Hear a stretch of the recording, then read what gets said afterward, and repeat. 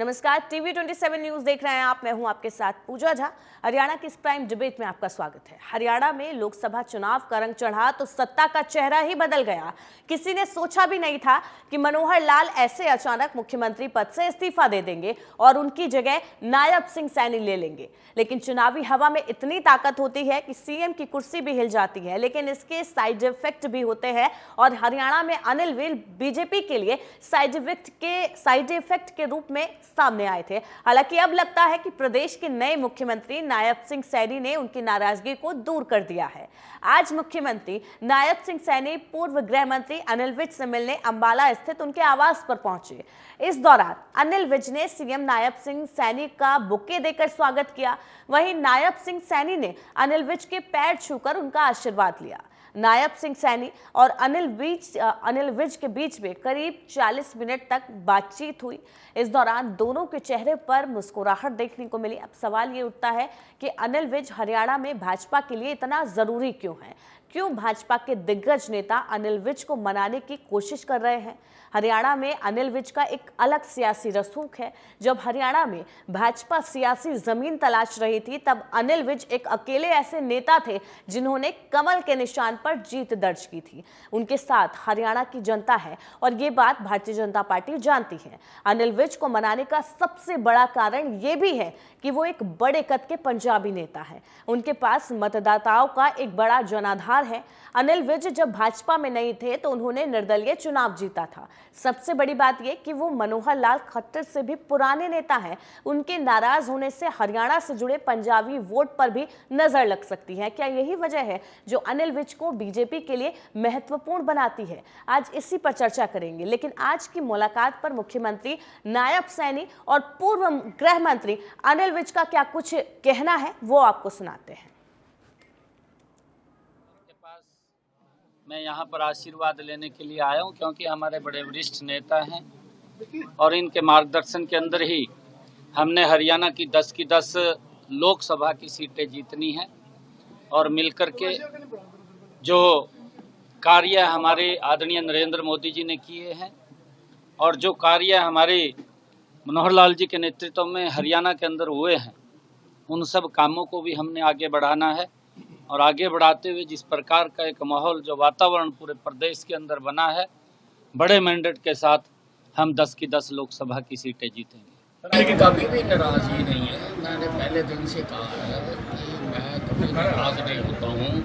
मैं भारतीय जनता पार्टी का अनन्य भक्त हूँ और मैं ये इस प्रकार की जो घटनाएं होती रहती हैं, मैं उनको अपने दिल पर नहीं लगाता। तो आज हरियाणा के नए मुख्यमंत्री नायब सिंह सैनी ने पूर्व गृह मंत्री अनिल विज से मुलाकात की है। दोनों के बीच में यहाँ पर बातचीत हुई है। करीब 40 मिनट तक ये बातचीत हुई और जब दोनों मीडिया के सामने रूबरू हुए तो दोनों के चेहरों पर मुस्कान थी। इस दौरान अनिल विज ने ये कहा कि उनकी बीजेपी से कोई नाराजगी नहीं है। कोई बात दिल पर लगती है, उसको लेकर वो भले थोड़ी देर के लिए नाराज रहें, लेकिन वो नाराजगी हमेशा नहीं रहती है। वहीं नायब सिंह सैनी का कहना है कि 10 की 10 सीटों पर जीत हासिल करेंगे लोकसभा चुनाव में। अनिल विज का आशीर्वाद भी अब उनको मिल गया है। आज इसी पर चर्चा करेंगे कि अनिल विज बीजेपी के लिए इतना जरूरी क्यों है। हमारे साथ हमारे मेहमान जुड़ गए हैं। कमल हांडा कांग्रेस के प्रवक्ता हैं और साथ ही साथ वैशाली तोमर बीजेपी प्रवक्ता, कमल वधावन वरिष्ठ पत्रकार हमारे साथ जुड़ गए हैं। आप तीनों का बहुत बहुत स्वागत है। वैशाली जी, मैं सबसे पहले आपके पास आना चाहूंगी, शुरुआत आपसे करूंगी। अनिल विज को मना लिया गया है, क्या लगता है अनिल विज की नाराजगी लोकसभा चुनाव में आपकी पार्टी पर भारी पड़ सकती थी, इसीलिए लगातार उनको मनाने की कवायद हो रही थी? इतना जरूरी है अनिल विज आपके लिए? जी नमस्कार। सबसे पहले मैं आपका धन्यवाद करना चाहूंगी, चैनल का धन्यवाद करना चाहूंगी और मेरे साथ जो कांग्रेस के प्रवक्ता और वरिष्ठ पत्रकार भाई जुड़े हैं, मैं उनका धन्यवाद करना चाहूंगी। जी हमारे लिए अनिल विज जी जरूरी है या नहीं, ये विषय ही नहीं है, क्योंकि अनिल विज जी जो है पार्टी के ऐसे कार्यकर्ता हैं जिन्होंने इस पार्टी को बनाया है, संजोया है। ये पार्टी ही उनकी है। उनके लिए ये पूरा हरियाणा जरूरी है। हमारे लिए वो जरूरी है, ये तो बात ही नहीं होती। और दूसरी बात नाराजगी की आप कर रही हैं कि अनिल विज जी नाराज हैं और माननीय नायब सैनी जी उनको मनाने के लिए गए हैं। देखिए, जो वो स्वयं सेवक रहे हैं, जो स्वयं सेवक होता है वो स्वयं से सेवा करना चाहता है राष्ट्र की, उसका कोई स्वयं हित होता ही नहीं है। जब उसका कोई स्वयं हित नहीं होता तब वो स्वयं सेवक बन जाता है। लेकिन सुनिए वैशाली जी, नाराजगी की जो खबरें आ रही थी इनको हवा उन्हीं ने दी थी और उन्होंने खुद कहा था कि नायब सिंह सैनी को मुख्यमंत्री बनाया जाना और मनोहर लाल का इस्तीफा देना, ये खबर उनके लिए एक बॉम्ब की तरह थी। तो इन खबरों को हवा उन्होंने दी थी, भले ही अब वो इस बात से इनकार करते हुए नजर आ रहे हैं। देखिए, ये नाराजगी नहीं होती, ये एक प्रतिक्रिया होती है। कई बार राष्ट्र हित के लिए, जनता हित के लिए कुछ फैसले इस तरह के होते हैं जो लिए जाते हैं और जिनमें कई बार ये हो जाता है कि कुछ जो हमारी पार्टी में ना ही कोई मुख्यमंत्री होता है। सबसे जरूरी बात ये है कि भारतीय जनता पार्टी में ना कोई मुख्यमंत्री होता है। आप देखते हैं कि हमारे जो प्रधानमंत्री जी भी हैं वो अपने आप को प्रधान सेवक कहते हैं, अपने आप को कार्यकर्ता कहते हैं, अपने आप को इस देश का चौकीदार कहते हैं। तो सबसे पहले ये जो खबरें हैं, इस तरह की बातें जो फैलाई जा रही हैं वो बेबुनियादी हैं। और अगर कोई बात आप देखते हैं कि घर में भी व्यक्ति रहता है तो कई बार कई चीजें अपने स्वास्थ्य को लेकर भी हो जाती है, कई चीजें ऐसी भी हो जाती हैं कि उसकी एक प्रतिक्रिया हो जाती है।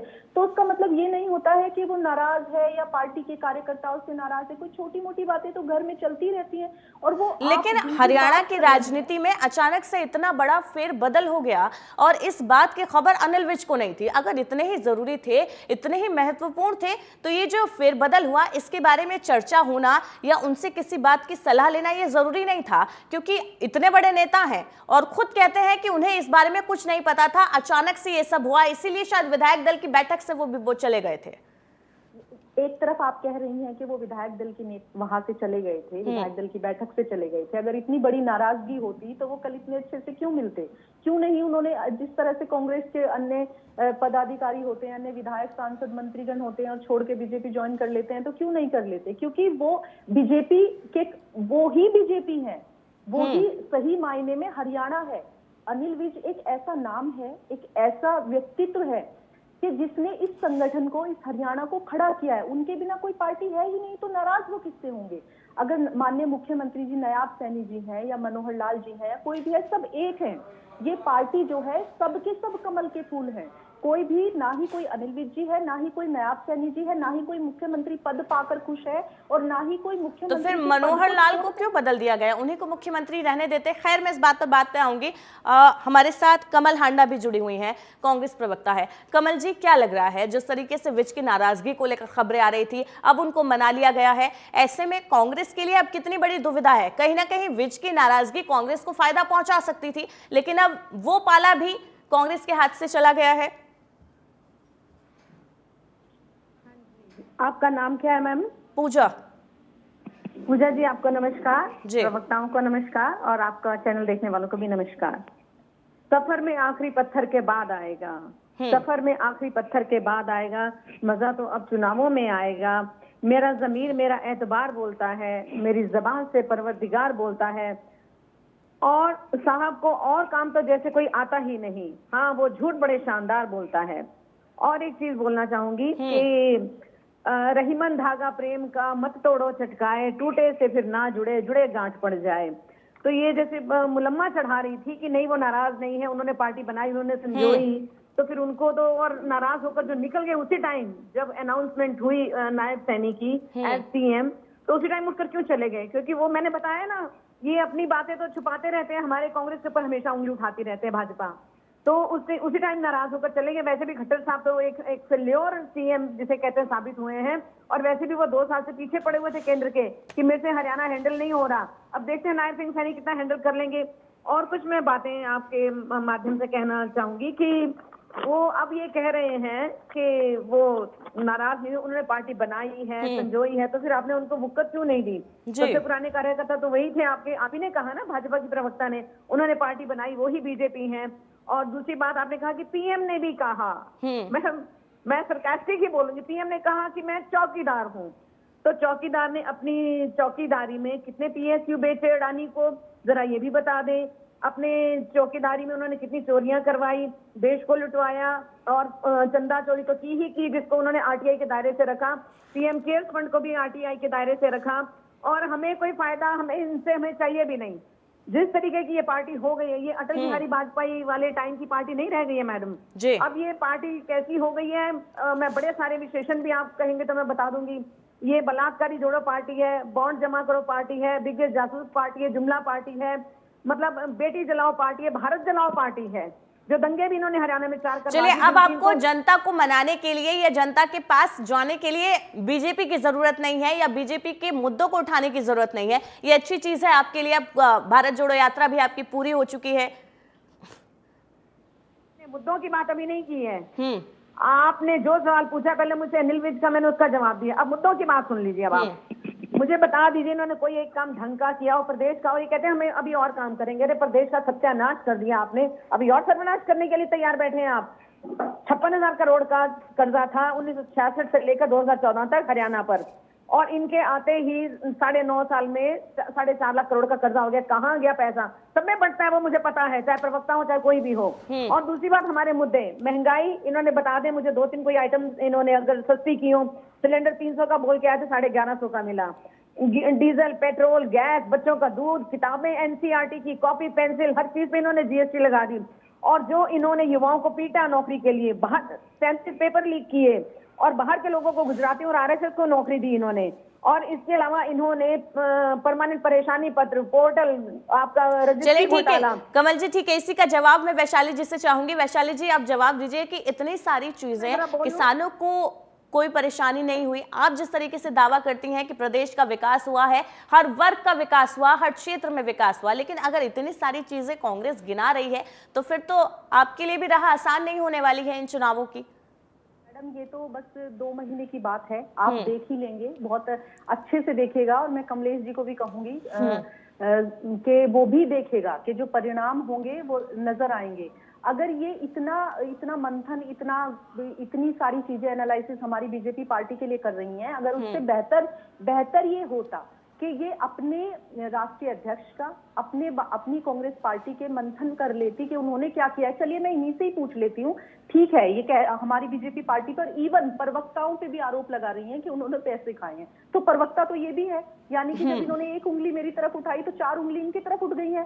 ठीक है, मैं तो आज इनके साथ पहली बार डिबेट में बैठी हूँ, तो इन्होंने तो पता नहीं कितने पैसे खा लिए होंगे। ठीक है, चलिए पहले इनसे ये पूछ लीजिए, ये मुझे बता दें कि जब कांग्रेस की सरकार जहां जहां रही है तो उन्होंने कौन से झंडे लहरा दिए, उन्होंने कितनी युवाओं को नौकरी दे दी है, उन्होंने महिलाओं के लिए क्या कर दिया है। एक महिला प्रधानमंत्री थी कांग्रेस की, उसके बाद भी महिलाओं के हित के लिए कभी कार्य ना कर पाई। आप बताइए कि शौचालय जैसी एक जो इतनी छोटी सी चीज जो प्रधानमंत्री आराम से दे सकती थी, वो भी महिलाओं की मोदी जी ने दूर की है। एक उज्ज्वला योजना जो जिससे महिलाओं को इतनी दिक्कत हो रही है, वो भी मोदी जी ने दी है। रायबरेली जैसी कॉन्स्टिट्यूएंसी जिसमें इतने समय से सोनिया गांधी जी प्रधानमंत्री रही और सरकार में रही, और उससे पहले भी इंदिरा गांधी जी रही, तो इतनी अपनी एक कॉन्स्टिट्यूएंसी को भी सुधार नहीं पाई। इसमें जल जैसी समस्या। चलिए ठीक है, वैशाली जी मैं आपके पास दोबारा से आऊंगी, लेकिन अभी मैं कमल वधावन जी के पास जाना चाहूंगी। कमल जी, आपको क्या लगता है, जिस तरीके से विज की नाराजगी की खबरें चल रही थी और विज को मनाने की कोशिशें लगातार हो रही थी, क्या लग रहा है हरियाणा में अनिल विज का जो रसूख है वो बीजेपी के लिए मजबूरी है या उनके लिए जरूरी है? देखिए, एक कद्दावर नेता है अनिल विज जी, और लंबे एक राजनीतिज्ञ वो हैं, और उनकी राजनीति पर आप नजर मार लीजिए और कितना एक सफर हो गया उनका इस राजनीति में रहते हुए। और लगातार जिस प्रकार से अभी तो हैट्रिक है उनकी चुनाव में, और पीछे 3 बार लगातार जीतते आ रहे हैं अम्बाला कैंप से, तो कहीं ना कहीं एक बड़ा कद तो है। नाराजगी भी जायज थी जो मीडिया में देखी, और उसके बावजूद आंकलन हुआ उसका। आंकलन में बिल्कुल साफ तौर पर नजर आता है कि एक सीनियर नेता की कहीं ना कहीं उसकी जो पूछ होनी चाहिए थी वो नहीं हो पाई, उसको जो मान सम्मान पार्टी में मिलना चाहिए था वो नहीं मिल पाया। तो देखिए, माननीय जो अपने बीजेपी की जो स्पोक्स पर्सन है, उन्होंने बोला कि विज साहब बहुत बड़े हमारे नेता हैं और स्वयं सेवक हैं। बिल्कुल, स्वयं सेवक इनके आरएसएस के वो रहे हैं, लेकिन जब राजनीतिक व्यक्ति हो जाता है तो अपेक्षाएं बढ़ जाती हैं। तो राजनीति की जब बात की जाए तो बेशक आप कुछ भी कहिए, पार्टी के जो सिद्धांत हैं उस पर अनिल विज चल रहे हैं, लेकिन ये भी तो जग जाहिर है कि जब मनोहर लाल खट्टर जी हमारे सीएम थे, तो उनके साथ भी इनका जो तालमेल था उतना अच्छा नहीं था, लेकिन सीनियर होने के नाते अहम जो विभाग थे वो अनिल विज के पास थे, और इसी का ही एक नतीजा रहा कि आपसी समन्वय जो स्थापित होने चाहिए थे मुख्यमंत्री और होम मिनिस्टर के बीच में, जो एक्स है अनिल विज जी, वो नहीं हो पाए। और इन दोनों ही क्षेत्रों में जो काम होना चाहिए था हरियाणा में, आप देख लीजिए जो अपना स्वास्थ्य को लेकर जो हमारे काम थे, हर जिला में हॉस्पिटल बनना था और तमाम और मेडिकल कॉलेज बनने थे, बहुत सी चीजें अदर में थी। तो ये खमियाजा भी सरकार के साथ साथ था, इनकी आपसी जो फूट थी, कहीं ना कहीं जो आपसी कलेश था। लेकिन सीनियर नेता हैं, इसमें कोई दो शक नहीं है, दो राय नहीं है। और अब जिस प्रकार से थोड़ा सा मनमुटाव था, जब अपने विधायक दल की बैठक थी, वहां से नाराजगी अनिल विज की दिखी। और सर, विधायक दल की बैठक में एक बड़ी बात यह है कि जब वो चले गए थे तो वो सरकारी गाड़ी से नहीं गए थे, वो अपनी प्राइवेट गाड़ी से घर गए थे। ये भी बड़े सवाल उठाता है।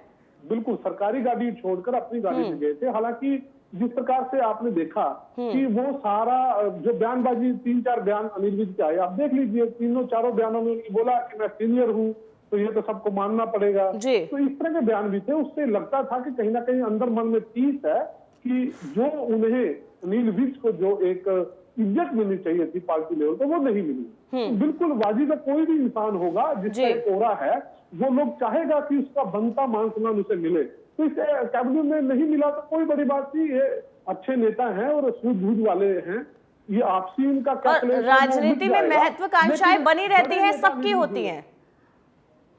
कमल जी, आपके पास आना चाहूंगी, आपसे जानना चाहूंगी, अब लोकसभा चुनाव है, उसके बाद हरियाणा में विधानसभा चुनाव है, आपको डबल तैयारी करने की जरूरत है। लोकसभा चुनाव में अभी आपके पास बिल्कुल भी सीटें नहीं हैं, तो लोकसभा चुनाव में आप किस रणनीति के तहत उतरेंगे? और क्योंकि डबल तैयारी करनी है, भारत जोड़ो यात्रा भी अब तो राहुल गांधी की पूरी हो चुकी है, क्या लग रहा है हरियाणा की जनता का समर्थन मिलने वाला है आपको लोकसभा चुनावों में? जिस तरीके से बीजेपी अपनी नीतियों को लेकर स्पष्ट है, जनता के बीच जा रही है, योजनाओं को लेकर जो काम उन्होंने किए हैं, उनके पास बहुत कुछ है गिनाने के लिए और जनता को बताने के लिए कि हाँ, हमने 10 साल में ये किया है। कांग्रेस के पास क्या है बताने के लिए जनता को कि इस बार उनको इस आधार पर वोट दिया जाए? देखिए मैडम, मैं पहले तो ये बता दूं कि इनको पूजा जो भी थी भाजपा की प्रवक्ता की, मैं वैशाली जी मेहनत करके खाती हूँ मैं।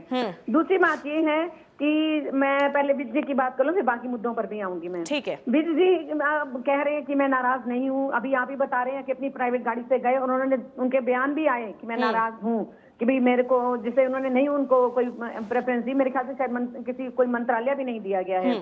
तो ये वो मरते क्या ना करते, यही कहना था उनको कि मैं नाराज नहीं हूँ। क्योंकि जैसे इन्होंने राजस्थान में किया वसुंधरा राजे के साथ, जो कहती थी कि मेरे को सीएम पहले, मैं 2 साल के लिए मैं रहूंगी, तो इन्होंने एक चिट्ठी पर्ची पकड़ा दी और समझाने के लिए राजनाथ सिंह जी के हाथ में कि भैया देख लो, तुम अपने बेटे दुष्यंत का फ्यूचर देख लो, अपना देख लो। वो मरती क्या ना करती, वही हिसाब अनिल विज जी का है।